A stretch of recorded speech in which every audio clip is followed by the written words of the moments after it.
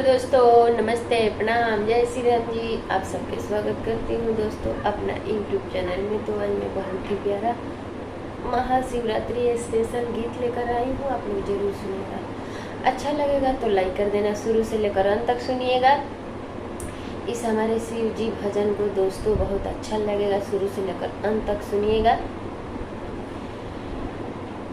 धन बानिए भोले बाबा मेला लगनी बाबा धाम में। धन बानिए भोले बाबा मेला लगनी अरे राज में। धन बानिए भोले बाबा मेला लगनी मेहदार में। धन बानिए भोले बाबा मेला लगनी अरे राज में।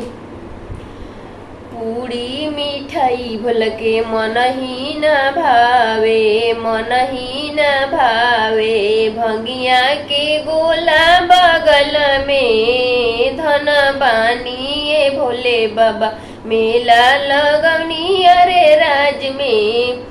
तो सैक तकिया भोल के मन ही न भावे, मन ही न भावे। मिर्गा के छाला बगल में। धन बानिए भोले बाबा मेला लगनी मेहदार में। धन बानिए भोले बाबा मेला लगनी मेहदार में। हाथी से घोड़ा भोल के मन ही न भावे, मन ही न भावे।